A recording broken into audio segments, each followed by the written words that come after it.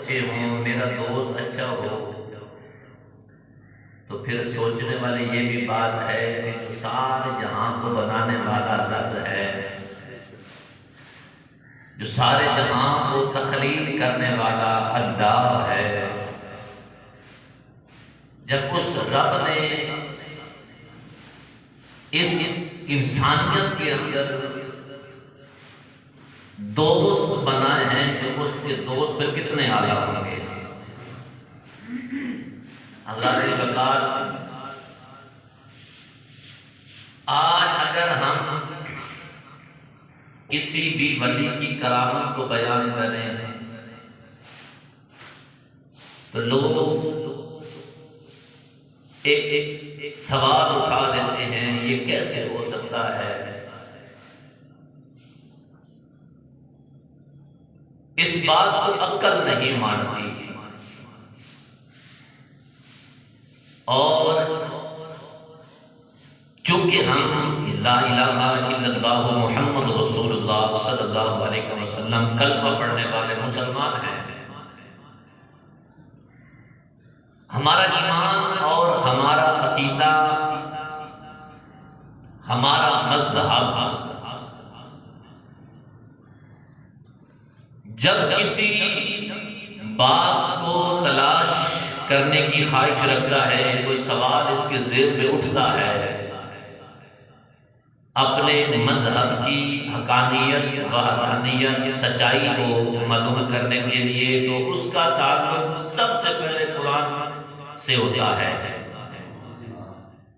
ہم یہ کہتے ہیں کہ یار یہ بات قرآن سے ثابت ہے یا کہ نہیں ہے؟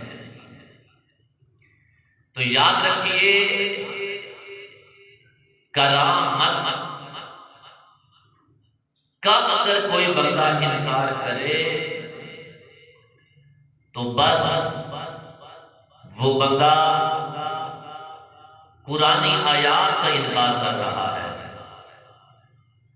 کیونکہ کرامت کا تعلق اللہ کے ولیوں کے ساتھ ہے، اور اللہ پاک نے ان کا تذکرہ قرآن پاک کے اندر کیا ہے۔ کیونکہ میرے پاس وقت کم ہے، میں زیادہ ڈیٹیل میں نہیں جاؤں گا، بس ایک دو اشارے کرتا ہوں۔ حضرت موسیٰ علیہ السلام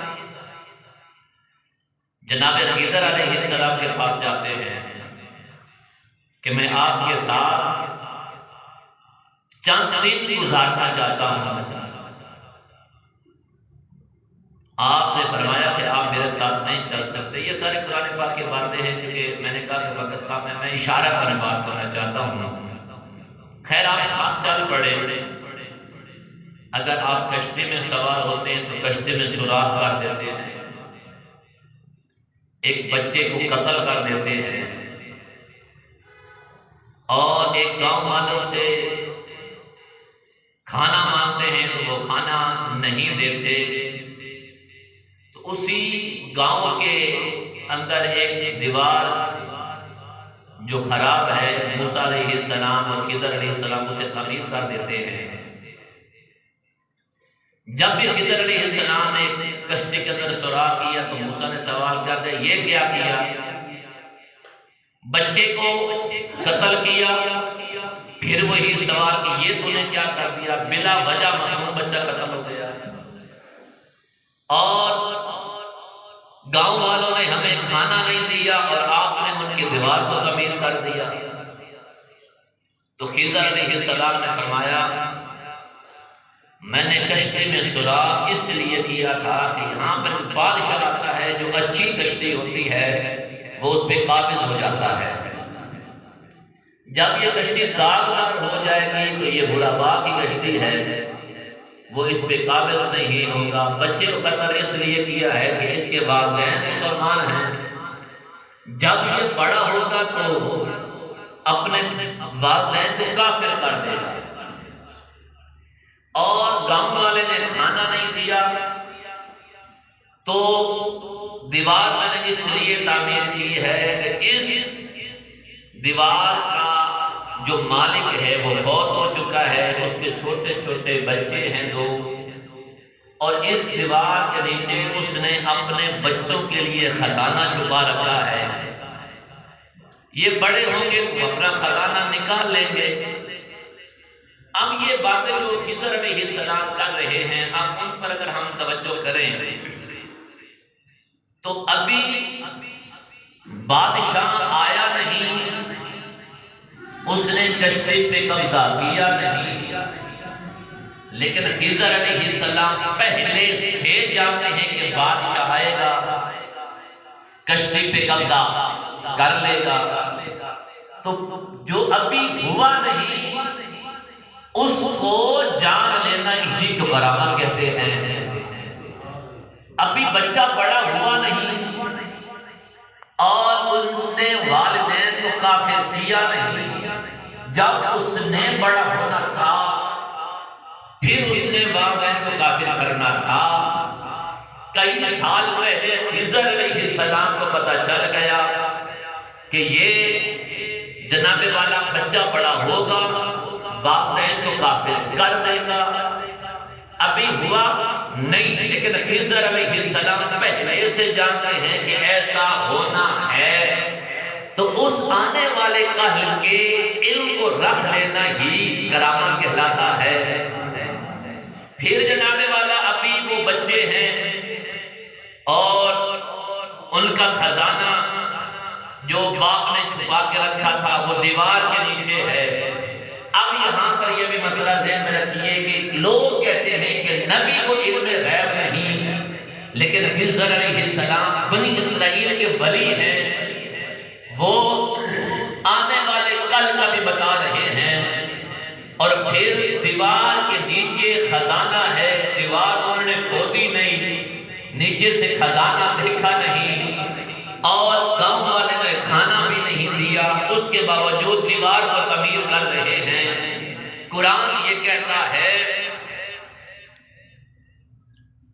فَقَانَا وَأَمَّا الْجِدَارُ فَقَانَا لِغُلَامَيْنِ يَتِيمَيْنِ فِي الْمَدِينَةِ وَكَانَ تَحْتَهُ كَنْزٌ لَهُمَا وَكَانَ أَبُوهُمَا صَالِحًا. کہ یہ گاؤں والے جن کی دیوار تعمیر ہو رہی ہے ان کی بات ہو رہی ہے کہ اللہ کا قرآن فرما رہا ہے کہ ان کا باپ ایک نیک آدمی تھا. جو بچے چھوٹے تھے ان کا باپ ایک نیک آدمی تھا.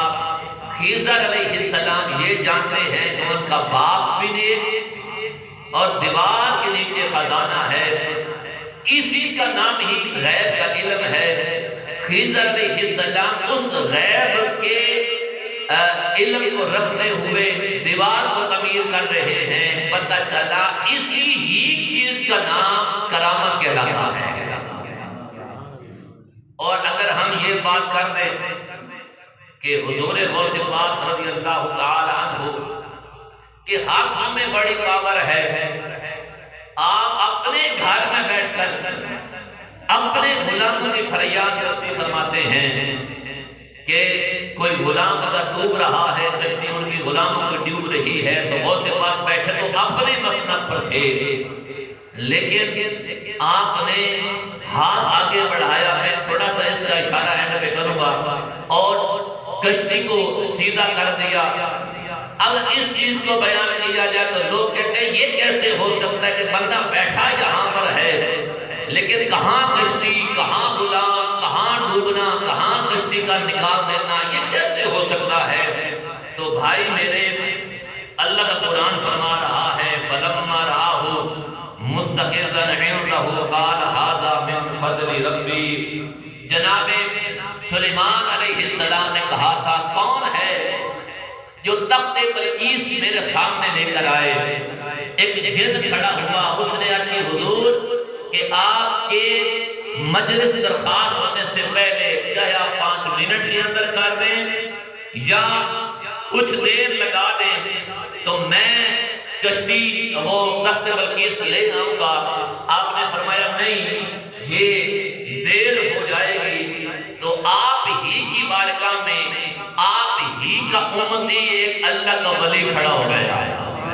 پیار سے کہتے ہیں سبحان اللہ. اور اس نے عرض کیا حضور تخت میں لے کے آتا ہوں، اور تخت کی لمبائی چوڑائی مفسر ذرا فرماتے کہ 80 فٹ لمبا، 80 فٹ چوڑا، 80 فٹ لمبا، 80 فٹ اس کی چوڑائی، 80 فٹ اس کی لمبائی، اور پھر 80 فٹ ہی اس کی اونچائی، اتنا بڑا تخت ہے۔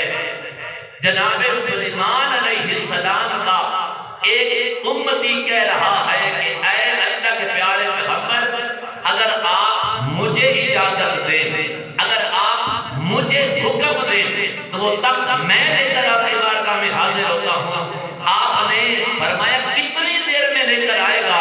تو جناب آصف بن برخیہ نے عرض کیا حضور بس پلک جھپکنے کی دیر ہوگی، پلک جھپکنے کی دیر ہوگی۔ اب یہاں پلک جھپکنا، اس پر بھی مفسرین حضرات نے بڑی تفسیر کی ہے، وضاحت کی ہے۔ بعض مفسر نے فرمایا کہ پلک جھپکنا یہ بڑی تھوڑا سا ٹائم ہے، لیکن جو صاحب نظر، صاحب محبت اور عاشق مفسر ہیں وہ فرماتے ہیں کہ پلک جھپکنے میں بھی دیر ہو سکتی ہے، پلک جھپکنا زیادہ وقت لگتا ہے، لیکن سلیمان علیہ السلام نے یہ فرمایا کہ جا لے آ، بس ابھی لفظ لے آ مکمل ہوا تھا کہ تخت آپ کی بارگاہ میں حاضر ہو گیا۔ یہ قرآن ہے، اور جب آپ کی بارگاہ میں آ گیا نا تو آپ نے فرمایا یہ کیسے ہے؟ تو آپ نے عرض کی تھی قالا ھذا من فضل ربی، یہ میرے اللہ کا فضل ہے، یہ میرے اللہ کا فضل ہے، یہ میرے اللہ کا، بولو بولو، یہ میرے اللہ کا فضل ہے۔ سلیمان علیہ السلام کا غلام کہہ رہا ہے یہ میرے اللہ کا فضل ہے، جس پر صرف فضل ہو، بات سمجھ لگ رہی ہے؟ جس پر صرف فضل ہو، جس پر صرف فضل ہو، وہ تخت بلقیس 80 فٹ لمبا، 80 فٹ چوڑا، اتنا بھاری درخت کتنے 100 میل سے لا سکتا ہے، جس پر صرف فضل ہو۔ اور جس کے فضل کے بارے میں رب فرماتا ہے وَبَشِّرِ الْمُؤْمِنِينَ بِأَنَّ لَهُم مِّنَ اللَّهِ فَضْلًا كَبِيرًا، کہ جو نبی آخر زمان صلی اللہ علیہ وآلہ وسلم کا امتی ہے اس پر صرف فضل نہیں، اس پر فضل کبیر ہے، اس پر فضل کبیر ہے، بڑا فضل، جس پر صرف فضل ہو وہ تو تخت بلقیسی اٹھا کے لا سکتا ہے، اور جس پر فضل کبیر ہو جائے، کبیر کہتے ہیں بڑا فضل، جس پر فضل کبیر ہو جائے، اگر وہ اللہ کا ولی کسی چیز کو اٹھا لائے یا کسی کی مدد کر دے تو اس کا انکار کرنا قرآن کی نص کا انکار ہے۔ اور یاد رکھیے قرآن ہی ہمیں سبق دے رہا ہے کہ لوگوں جو اللہ کے ولی ہوتے ہیں وہ جہاں مرضی بیٹھے ہوں، ہو ان کا کوئی سچا غلام، ہو ان کو کوئی ماننے والا، ہو اس سے کوئی محبت کرنے والا، جب بھی ان کو کوئی پکارتا ہے، جب بھی کوئی انہیں بلاتا ہے تو وہ اللہ کے فضل سے اپنے غلاموں کی رسائی فرماتے ہیں۔ وہ اللہ کا ولی، اور ہم الحمدللہ ثم الحمدللہ ہم تو مانتے ہی اللہ کے ولیوں کے ہیں، ہم تو کسی دوسرے کو غیر کو مانتے ہی نہیں۔ ہمارا ایمان بھی یہی ہے، ہمارا عقیدہ بھی یہی ہے کہ اللہ کا ولی ہوتا ہی وہی ہے کہ جس کو دیکھنے سے خدا یاد آ جائے، جس کے چہرے پر میرے آقا علیہ السلام کی سنت نظر آئے، جس کے کردار میں، جس کی گفتار میں، جس کے اٹھنے میں، جس کے بیٹھنے میں، جس کے بولنے میں، جس کے چلنے میں، جس کے پھرنے میں، جس کے کاروبار میں، جس کے لین دین میں، جس کے اخلاق میں میرے کریم آقا علیہ السلام کی سنت نظر آئے، اسی ہی کو اللہ کا ولی کہتے ہیں، اسی کو اللہ کا ولی کہتے ہیں۔ آصف بن برخیہ ایک تخت لے کر سلیمان علیہ السلام کے بارگاہ میں آ سکتے ہیں، تو پھر اس بات کو ہمیں ماننا پڑے گا کہ میرے غوث پاک رضی اللہ تعالیٰ عنہ اپنے بچوں میں بیٹھے حدیث کا درس دے رہے تھے، حدیث کا درس دے رہے تھے، اسٹوڈنٹ آپ کے سامنے بیٹھے ہیں، بیٹھے بیٹھے میرے غوث پاک نے